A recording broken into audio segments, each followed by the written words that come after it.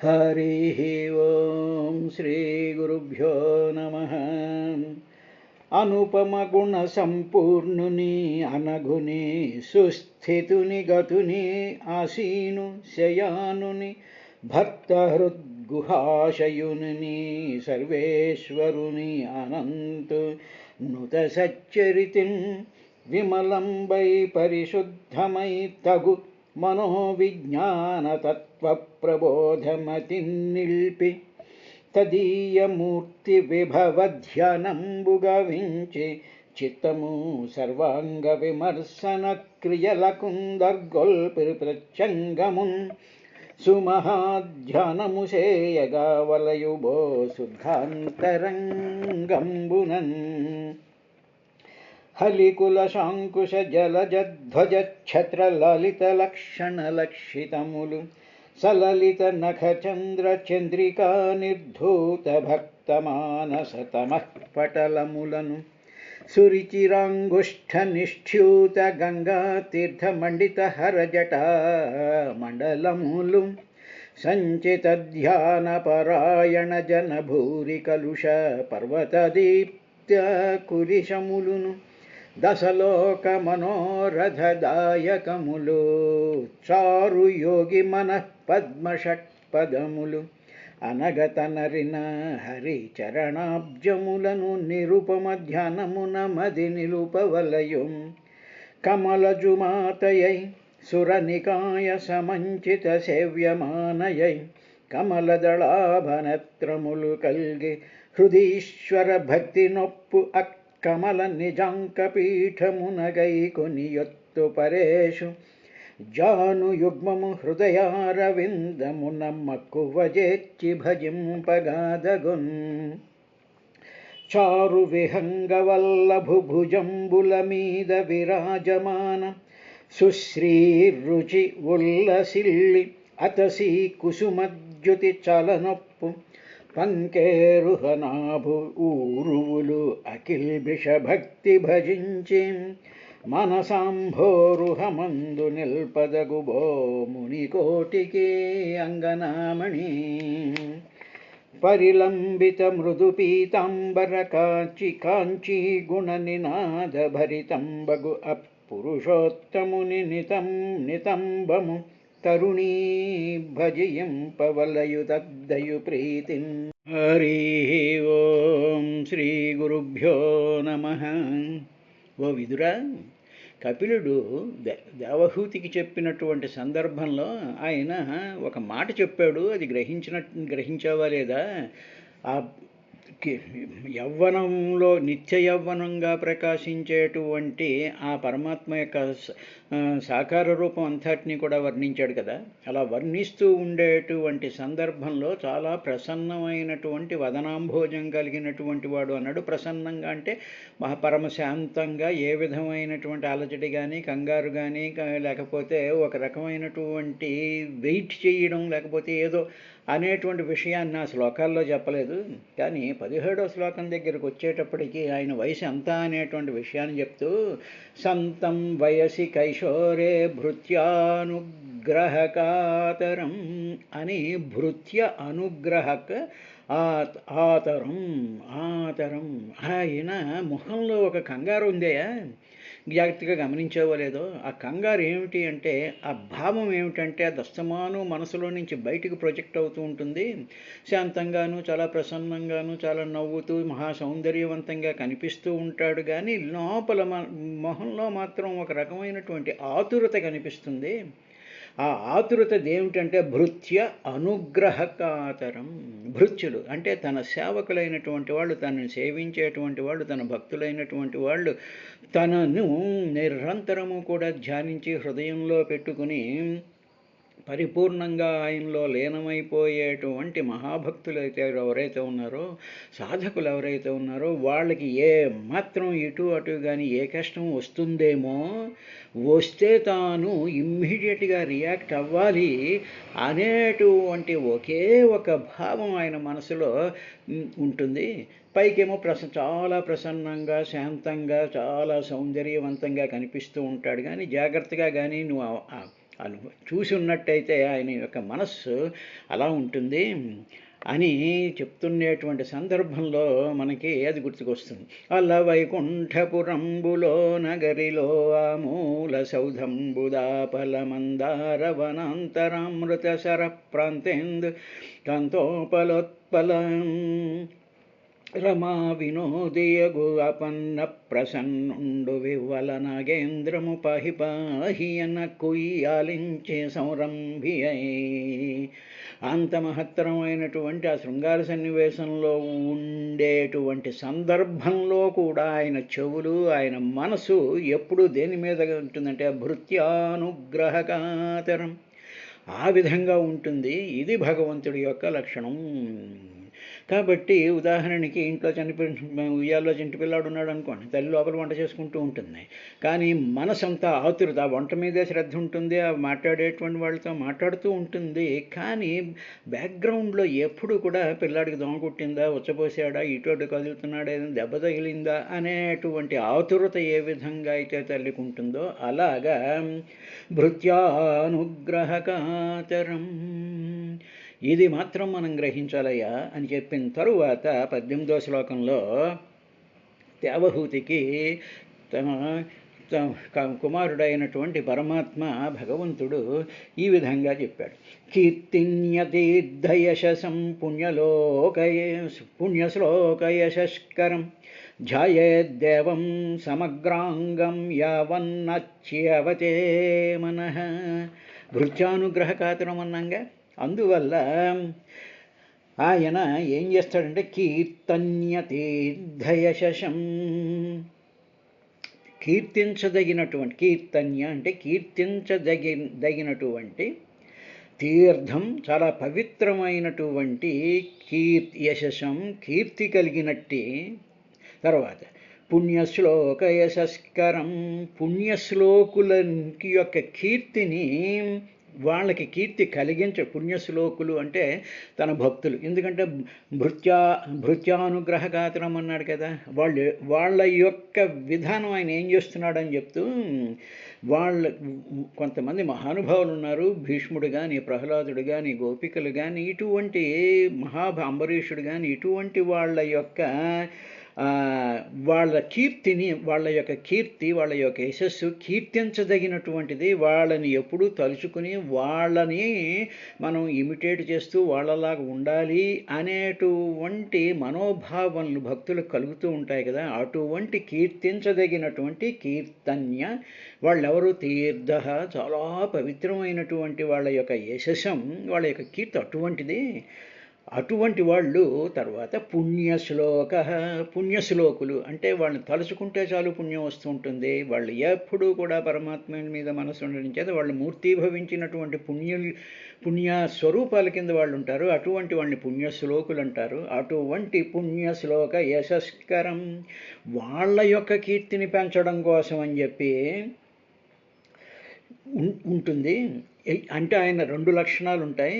కీర్తించదగినటువంటి పవిత్రమైన కీర్తిని కలిగించినట్టు వాళ్ళు, తర్వాత పుణ్యశ్లోకులైనటువంటి వాళ్లకు కీర్తిని కలిగించేటువంటి వాడు ఆయన. అటువంటి దేవం, అటువంటి శ్రీహరిని మనం మనస్సుతో యావత్ నచ్యవతే, ఎంతసేపు అయితే మన మనసు యావత్ ఎంతవరకు అయితే నా కదలదో, చ్యవతే అంటే ఇటు కదలకుండా ఉంటుందో, ఎవరి మీద?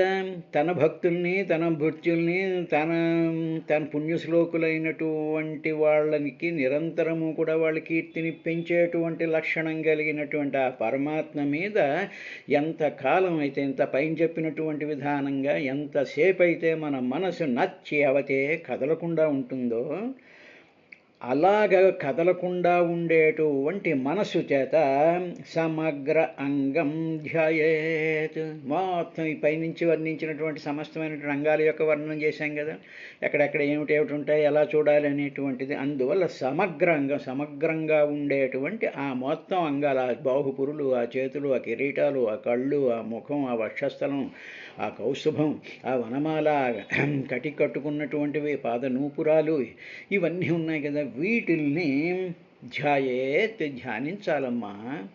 అని చెప్పాడయ్యా అని చెప్పి సుఖమహర్షి అక్కడ ఉండేటువంటి ఆ పరీక్షని మహారాజుకి, అక్కడ ఉండేటువంటి మహర్షులకి, అక్కడ ఉండేటువంటి జనానికాని అంతటికీ కూడా సాకార రూపంలో ఉండేటువంటి పరమాత్మ యొక్క రూపాన్ని ధ్యానించడం అనేటువంటి ఆ యోగ ప్రక్రియని వాళ్ళకి చెప్పినట్టుగా నైమిసారణ్యంలో సూత మహర్షి ఆ సౌనికాది మహర్షులకి చెప్పాడు. తృతీయ స్కంధంలో 28వ అధ్యాయంలో 18వ శ్లోకంలో. తరువాత ఏం జరిగింది అంటే, ఇప్పుడు ఏమండి అమ్మా నువ్వు అనుకుంటూ ఉండొచ్చు ఆ పరమాత్మ స్వరూపాన్ని ఇలా ధ్యానించమని అన్నావు, మరి ఎటువంటి పోస్చర్ని ఊహించుకోవాలి అంటే నీ డౌట్ నాకు అర్థమైంది. ఆయన్ని నువ్వు ఎలాగైనా ధ్యానించవచ్చు. ఎలాగా అంటే స్థితం వ్రజంతమాసీనం శయానం వా గుహాశయం ప్రేక్షణీయే హితం ధ్యాయేచ్ఛుద్ధభావేన చేతస. శుద్ధమైనటువంటి భావంతో అంటే శుద్ధమైనటువంటి పరిశుద్ధమైన, ఇంకా ఏ విధమైనటువంటి కంటామినేషన్లు, ఏ విధమైనటువంటి ఆలోచనల చేత మలినం కానటువంటి భావము చేత శుద్ధభావేన చేతస, ఆ భావము మనసులో నిండి చిత్తములో నిలుపుకొని. అంటే ఎందుకు శుద్ధభావేన అని ఎందుకన్నాడంటే, చేతస అంటే మనసు ఉంది, కానీ మనసు చంచలమైనటువంటిది కాబట్టి అందుకనే ఏమన్నాడు, యావత్ నచ్యావతే. ఎంతసేపు అయితే మనసు కదలకుండా విగ్రహం మీద ఉంటుందో అంతసేపు కూడా మన మనసుని శుద్ధమైనటువంటి భావం చేత, మనకి ఆ భావమే ఉండాలి. అలాగ ఆ భావంతో ఉండేటువంటి మనస్సా ధ్యానించాలి. ఎలా ధ్యానించాలంటే స్థితం, నువ్వు ఎలాగైనా ధ్యానించుకోవచ్చు. ఎలాగంటే ఆ పరమాత్మ స్థితం నిలిచి ఉన్నటువంటి విగ్రహం కింద ధ్యానించుకోవచ్చు. తిరుపతిలో వెంకటేశ్వర స్వామి నిలుచుకుని ఉంటాడు, భావనారాయణ స్వామి నిలుచుకుని ఉంటాడు, తర్వాత ఏదో కుంతిమాధవ స్వామి నిలుచుని ఉంటాడు. ఇలాగా నిలబడి ఉన్నటువంటి స్థితం, నిలిచి ఉన్నట్టుగా కానీ వ్రజంతం లేకపోతే ఇటు కదులుతున్నటువంటి వాడి కింద కూడా నువ్వు భావన చేసుకోవచ్చమ్మా. ఇలా నువ్వు భావన చేస్తున్నావు అనుకో, అప్పుడు ఎవడో భక్తుడు గజేంద్రుడు లాంటి వాడో గోపికలు లాంటి వాళ్ళు పిలుస్తూ ఉంటే ఆ సర్వాభరణాలంకారులు అయినటువంటి వాడు అలా కదిలిపోతున్నట్టుగా నీకు భావం వచ్చిందనుకో, అలాగైనా భావించుకోవచ్చు.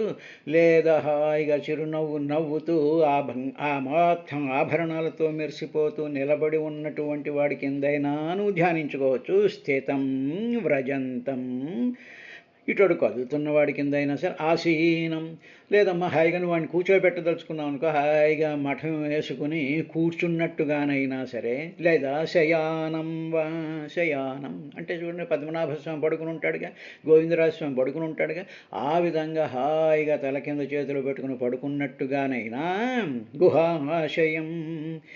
ఈ విధంగా అంటే స్థితం వ్రజంతం ఆసీనం శయానం వా, ఇలాగ ఈ 4 పోస్చర్స్లోనే ఎలాగైనా సరే నువ్వు ధ్యానించుకోవచ్చు. ఎక్కడైనా గుహాశయం,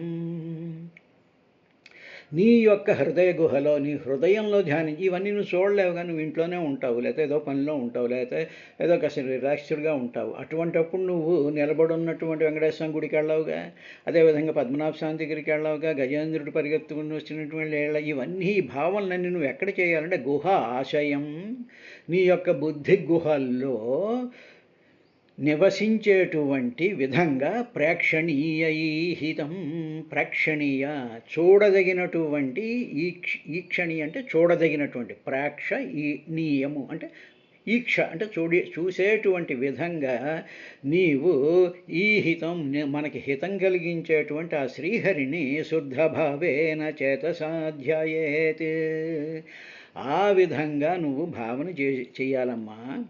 అంటే ఏమిటనమాట, నుంచున్నా సరే కూర్చున్నా సరే, ఇటు వెళుతున్నటువంటి వాడి కింద అయినా సరే, పడుకున్నటువంటి వాడి కింద అయినా సరే, నీవు నీ బుద్ధి గుహలో నీవు చూస్తూ ఉండాలి. ఆ చూస్తూ ఉండేటప్పటికీ కండిషన్ ఏమిటంటే శుద్ధభావేన చేతసాధ్యాయేత్, పరిశుద్ధమైనటువంటి భావంతో ధ్యానం చేయాలమ్మా అని చెప్పిన తరువాత, ఇప్పుడు అమ్మ ఇలా చేసావు కదా, చేసినప్పుడు నీ మనసుకి ఒకటి అనిపిస్తుంది, ఎస్ ఇప్పుడు నా మనసు అంతా నా శుద్ధమైనటువంటి భావంతో నా మనసు నిలిచింది, నిలకడగా ఉంది, I'm not getting disturbed by anything అని చెప్పి నువ్వు ఆ మనసుని అలా ఉంది అనుకున్న తర్వాత తరువాత నువ్వేం చేస్తావు అంటే పైనుంచి చెప్పాక ఆ పైన కిరీటం దగ్గర నుంచి పాదాల వరకు కూడా నిన్ను భావించమన్నాను. అలా ప్రతి అంగం మీద కూడా నీ దృష్టి అలాగ జంప్ అవుతూ అవుతూ వస్తోందిగా. ఎక్కడికైతే వచ్చిందో అక్కడ కాసేపు నిలకడగా ఉంటుందిగా. వక్షస్థలం మీద ఉండేటువంటి వనమాల అనగానే నీకు వనమాల, అక్కడ ఉండేటువంటి మహాత్ములు అనేటువంటి 9 లేక ఝంకారం ఇలా కాసేపు నిలకడగా ఉంటుందిగా. అలాగ నిలకడగా నా మనసు ప్రతి అంగం మీద ఉంది అని చెప్పి నువ్వు భావించిన తరువాత అప్పుడు ఏం చేయాలి అంటే, ఇలా నిలకడగా ఉంది, బాగానే ఉంది. ఇప్పుడు ఏం చేయాలి అంటే ఒక్కొక్క అంగం మీదకి నీ మనసును మళ్ళీ తీసుకురావాలమ్మా. అది ఎలాగ అక్కడక్కడ ఏంటేంటి చూడాలో చెప్తాను నీకు అని చెప్తూ, తస్మిన్ లబ్ధ పదం చిత్తాన్ని నీ మనసుని తస్మిన్ ఆ శ్రీహరి యొక్క లబ్ధ పదం, ఆయన యొక్క పదం, ఆయన యొక్క స్థితి, పడుకున్నాడా, నుంచున్నాడా, ఇటు వెళ్తున్నాడా, లేకపోతే కూర్చున్నాడా అని ప్రతి అంగం మీద నీ మనసు స్థిరపడిన తరువాత సర్వ అవయవ సంస్థితం, అన్ని అవయవాల మీద నీ మనసు స్థిరంగా ఉంది. You are not moving and you are very concentratedly seeing this అనేటువంటి ఆ కాన్ఫిడెన్స్ నీకు వచ్చిన తరువాత విలక్ష్య, అప్పుడు దానిని నువ్వు బాగా గమనించి నీ మనసుని, నా మనసు స్థిరంగానే ఉంది, ఇటు వెళ్ళటం లేదు అని విలక్ష్య గమనించి మునిహి, ఇది ఇలాగ మననం చేసేటువంటి వాడున్నాడే, ఈ సాధకుడు ఉన్నాడే, నువ్వు ఉన్నావే, అప్పుడు భగవతః పూజింపదగినటువంటి ఆ భగవానుణ్ణి ఏకత్ర ఒక్కొక్క అంగే, ఒక్కొక్క అవయవం మీద సంయుజ్యాత్ లగ్నం చేయాలమ్మా అన్నాడు. అంటే ఇప్పుడు ఏమిటి, మొత్తం టోటల్ హోల్ బాడీ స్వరూపాన్నంతటినీ చూసావు. నుంచున్నట్టు, కూర్చున్నట్టు, పడుకున్నట్టు, ఇటోటి కదులుతున్నట్టు చూసావు. అలా ఉన్నప్పుడు ప్రతి అంగమే, ఇవి చేతులు, ఇవి కాళ్ళు, ఇది కిరీటం, ఇది వక్షస్థలం, ఇక్కడ ఇవి అని చెప్పి అలాగ ఒక టోటల్ కాంప్రహెన్సివ్గా నీ యొక్క ఆ సాకార రూపాన్ని చూసావు. ఇప్పుడు ఏకత్ర, ఇప్పుడు నెక్స్ట్ స్టెప్ నీకు చెప్తాను. ఆ నెక్స్ట్ స్టెప్లో నీ యొక్క మనసు వెళ్ళి అతుక్కోవాలి. ఎక్కడ, ఒక్కొక్క అంగంలో. ఏకత్ర అంగే సంయుజ్యాత్, ప్రతి అంగం మీద. ఇప్పుడు కాళ్ళు చూసామనుకో, కాసేపు కాళ్ళ మీద ఉండి పాదాల్లో ఏమున్నాయి, మోకాళ్ళలో ఏమున్నాయి, జంఘంలో ఏమున్నాయి, తర్వాత తొడల్లో ఏమున్నాయి, బొడ్డులో ఏమున్నాయి అని చెప్పి ప్రతి అంగంలోనూ కూడా ఇప్పుడు నీ దృష్టిని మళ్ళీ అక్కడ ఆయా ప్రాంతాల్లో నీవు సంయుజ్యాత్ లగ్నం చేయాలమ్మా అన్నాడనమాట. తస్మిన్ లబ్ధపదం చిత్తం సర్వ అవయవ సంస్థితం విలక్ష్యైః ఏకత్ర సంయుజ్యాత్ అంగే భగవతో ముని. మననశీలునైనటువంటి వాడు ఇలాగ సర్వవయాల మీద కూడా చిత్తం సంలగ్నం అయిన తర్వాత ఒక్కొక్క అంగం మీద కూడా సంయుజ్యాత్ లగ్నం చేయాల్సినటువంటి అవసరం ఉందమ్మా అని చెప్పి 20వ శ్లోకం చెప్పిన తర్వాత ఇప్పుడు ఆయన ఒక్కొక్క దాని గురించి వివరంగా చెప్పడం ప్రారంభిస్తున్నాడు. తర్వాత మొట్టమొదటి ఎక్కడి నుంచి మొదలుపెట్టాడు అనేటువంటి విషయాన్ని చూసినట్లయితే ఆయన యొక్క పాద పద్మాలకు సంబంధించినటువంటి విశేషం దగ్గరికి వచ్చాడు. సంచింతయేద్భగవచ్చరణారవిందం వజ్రాంకుశధ్వజ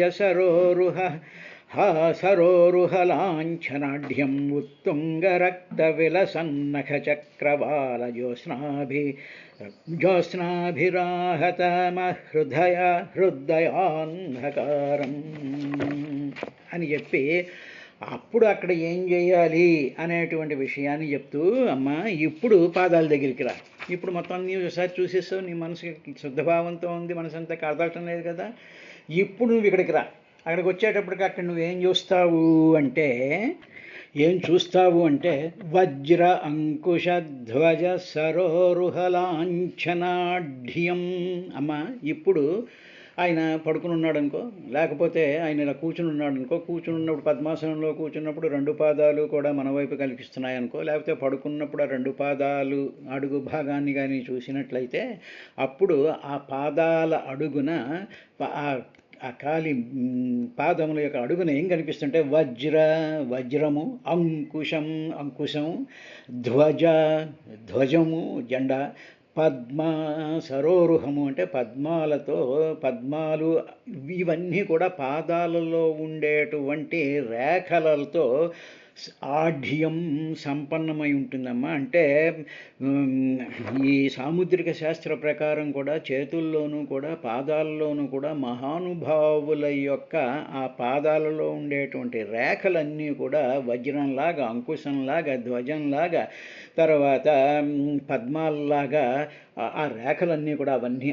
ఆ గుర్తులన్నీ వాళ్ళ పాదాల్లో ఉంటాయమ్మా. తర్వాత ఉత్తుంగ రక్త విలసత్ నఖ చక్రవాల జ్యోత్స్నాభి, ఉత్తుంగ చాలా ఎత్తుగా, రక్త ఎర్రగా, విలసత్ ప్రకాశించేటువంటి నఖ గోళ్ళు, నఖములు అంటే గోళ్ళ యొక్క చక్రవాల, ఆ గోళ్ళన్నీ కూడా చాలా ఎత్తుగా ఉండి చాలా అద్భుతమైనటువంటి ఎరుపు రంగుతో ఉండేటువంటి ఆ జ్యోత్స్నాభి, ఆ ఎరుపు రంగు అందులో ఒక వెన్నెలతో అంటే తెల్లగా ఉండి మళ్ళీ దాంట్లో ఎరుపు రంగుతో చాలా ప్రకాశించేటువంటి ఆ గోళ్ళ యొక్క కాంతిని నువ్వు చూడాలమ్మా. అంటే పాదాలు ఇలా పెట్టాడు అనుకోండి, ఆ పాదాలు ఇలా పెట్టినప్పుడు ఆ గోళ్ళు మనకు కనిపిస్తాయి కదా, పాదాలు అడుగున ఇవన్నీ చూసాం. అయిన తర్వాత మళ్ళీ పాదాలు ఇలా పెట్టినప్పుడు అందులో ఉండేటువంటి గోళ్ళ గురించి పాదముల యొక్క గోళ్లలో ఉన్నాయి. అందులో నుంచి వచ్చేటువంటి ఉత్తుంగ రక్త విలసత్ నఖ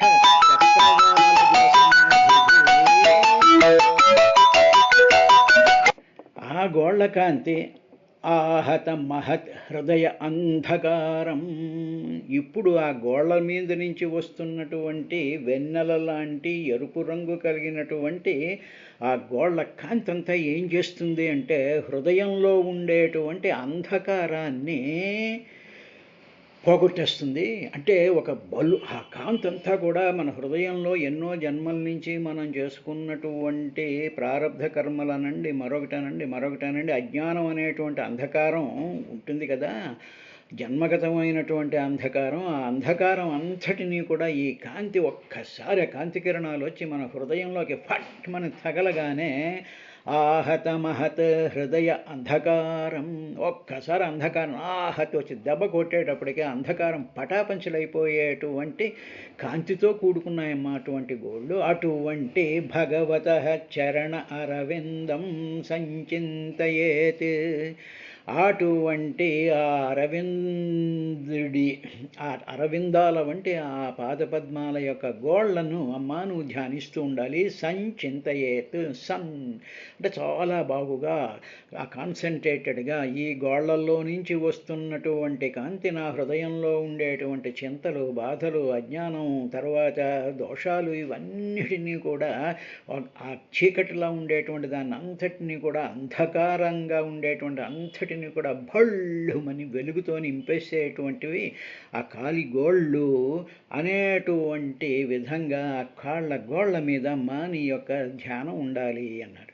దీన్ని మనం ఎలాగైనా చేసుకోవచ్చు. ఉదాహరణకి మన ఇంట్లో ఏదైనా వెంకటేశ్వర స్వామి ఫోటో ఉందనుకోండి, మంచి పాదాలు ఉన్నాయనుకోండి, ఆ పాదాలకి గోళ్ళు ఉంటాయి. ఆ గోళ్ల మీద ఒక్కసారి మనం దృష్టిని పెట్టి ఆ గోళ్ళ చివర్లో ఎర్రనైనటువంటి కాంతి కలిగి తెల్లనైనటువంటి జ్యోత్స్న వెన్నెలతో కలిగినటువంటి ఆ కాంతి, వాటిల్లోంచి ఒక లేజర్ బీమ్స్ లాగా ఆ పరమాత్మ యొక్క పాదాల్లో నుంచి వస్తున్నటువంటి కాంతి మన హృదయాన్ని, మన మనసుని తాకుతూ ఉన్నప్పుడు మనలో ఉండేటువంటి అజ్ఞానం, బాధలు, చింతలు, గోలలు ఇవన్నీ కూడా పటాపంచలైపోయేటువంటి కాంతి. అంటే ఒక చీకటి గదిలోకి పెద్ద 1000 క్యాండిల్ బల్బ్స్ సడన్గా వెలిగించామనుకోండి, ఆ చీకటి ఏ విధంగా అయితే పటాపంచలైపోతుందో అలాగా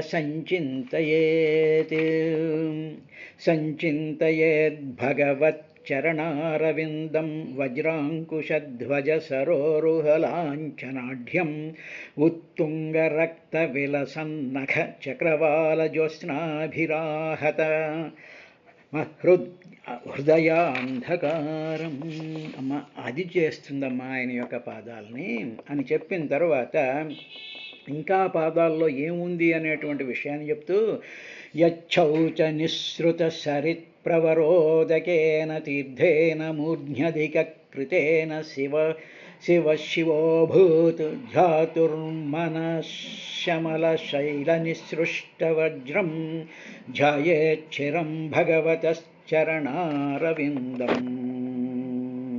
అమ్మా, ఇప్పుడు ఆ నఖాలు చూసిన తర్వాత నీవేం చేస్తావంటే ఆ పాదాలని కడుగుతున్నావు అనుకో, లేకపోతే అది బ్రహ్మ కడిగిన పాదం కాబట్టి ఆ పాదాలలో కడిగినటువంటి నీరు ఏం చేస్తుంది అంటే ఆ నీటిని శిరస్సు మీద దాల్చినటువంటి శంభుడు మంగళస్వరూపుడయ్యాడు. అదేవిధంగా ఆ పాదాలలో నుంచి గంగాజలం వస్తోంది అని చెప్పి దానిని మనం ధ్యానించినట్లయితే, ఆ గంగాజలాన్ని ధ్యానిస్తూ ఆ గంగాజలం చేత మన మనసు, మన శరీరం, అంతరింద్రియాలన్నీ కూడా మాలిన్యాన్ని పోగొట్టేటువంటి జలము అని ధ్యానం చేయాలమ్మా అన్నాడు. రేపటి కార్యక్రమంలో దీన్ని కొంచెం స్పృశించి ముందుకు